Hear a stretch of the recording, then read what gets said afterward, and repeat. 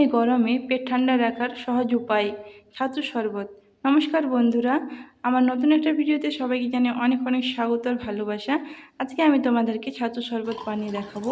এই প্রচণ্ড গরমে পেট ঠান্ডা রাখার একমাত্র সহজ উপায়। দেখো, এখানে আমি নিয়ে নিয়েছি ছাতু, ছোলার ছাতু। এখানে নিয়েছি পেঁয়াজ, পুদিনা পাতা, শসা, একটা লেবু, এখানে গোলকি গুঁড়ো, চিনি আর লবণ। এই উপকরণ দিয়েই আমি আজকে তোমাদেরকে ছাতু শরবত বানিয়ে দেখাবো। খুব সহজ একটা রেসিপি এবং খুব তাড়াতাড়ি হয়ে যায়, পেট ঠান্ডা রাখে। আর এটা সকালের জলখাবারে খাওয়া যেতে পারে, পেটটা অনেকক্ষণ ভর্তিও রাখে। দেখো, এখানে আমি পেঁয়াজটা কুচি করে নিচ্ছি। যতটা ছোট কুচি করা সম্ভব ততটা ছোট কুচি করে নিতে হবে। আর আমি এখানে সবগুলো এক এক করে কুচি করে নেব। পুদিনা পাতাটাও কুচি করে নেব, আর শসাটাকে খোসা ছাড়িয়ে তারপর ছোট ছোট করে কুচি করে নেব। সবগুলো কুচি করে নিতে হবে ছোট ছোট করে, কারণ এটা শরবতের সঙ্গে যাবে। দেখো, পুদিনা পাতাগুলো কুচি করে নিচ্ছি। ছাতুর মধ্যে থাকা ফাইবার আমাদের হজম ক্ষমতা বাড়ায় এবং শরীরকে অনেকক্ষণ ঠান্ডা রাখে। তাই বলবো, এরকম এক গ্লাস ড্রিঙ্ক তোমরা অবশ্যই বাড়িতে বানিয়ে খেও। খুবই সুস্বাদু এবং পুষ্টিকর। এটা বাচ্চা থেকে বড় সবাই খেতে পারবে। এই শরবতটি একবার খেলে বারবার খেতে মন চাইবে। এক গ্লাস কাউকে দিলে বলবে আর এক গ্লাস হলে ভালো হতো। এতটাই সুস্বাদু একটা ড্রিঙ্ক, এই গরমের দিনে খুবই উপকারী।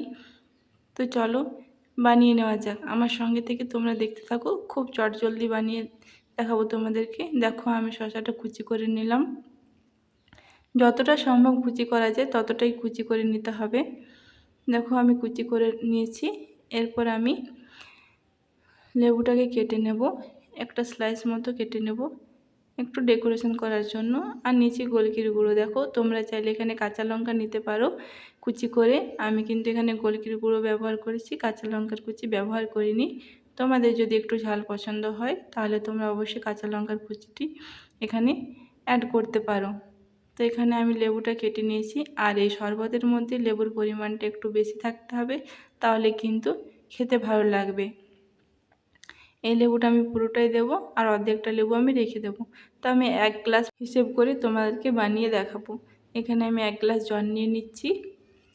আর আমি এক গ্লাস যেহেতু বানাবো, সেই জন্য সব উপকরণগুলো এক গ্লাসের পরিমাণ মতোই দেবো। তো এক গ্লাস ছাতু শরবতের জন্য আমাদের এখানে লাগবে 2.5 চামচ ছাতু।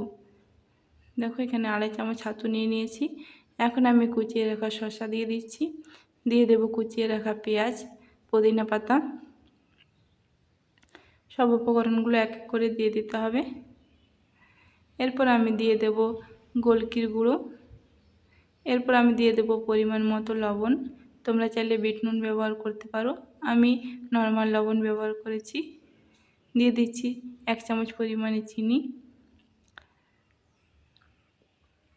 আর দিয়ে দেব পাতি লেবুর রস। লেবুর রসটা একটু বেশি পরিমাণে দিলে তাহলে শরবতটা খেতে ভালো লাগবে। এখন সব উপকরণগুলো আমি ভালো করে মিশিয়ে নেব। তোমরা যদি এর জায়গায় 2 গ্লাস বা 3 গ্লাস তৈরি করো তাহলে উপকরণগুলো একটু বাড়িয়ে নিও পরিমাণটা। ঠিক আছে, আমি 1 গ্লাস পরিমাণে বানিয়ে দেখাচ্ছি তোমাদেরকে। তো ভালো করে আমার মেশানো হয়ে গেছে। একটু সময় ধরে ভালো করে ছাতুটা মিশিয়ে নিয়েছি,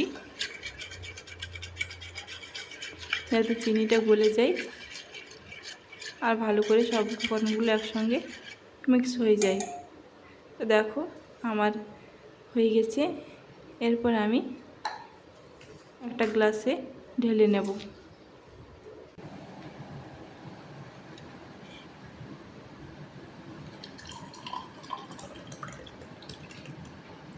শরবতটি অবশ্যই গরমে একবার বাড়িতে ট্রাই করো, খুবই সুস্বাদু, বারবার বললাম। এরপর আমি একটু ডেকোরেশন করে নিলাম। কেমন হয়েছে বন্ধুরা আজকে শরবত রেসিপি অবশ্যই কমেন্টে জানিও। চ্যানেলে নতুন বন্ধু হয়ে থাকলে চ্যানেলে সাবস্ক্রাইব করে দিয়ে পাশে থেকো।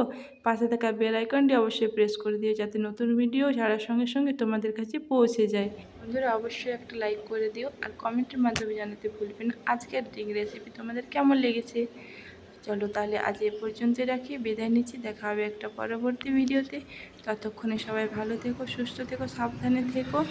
আর এই গরমে সবাই শরীরের খেয়াল রেখো।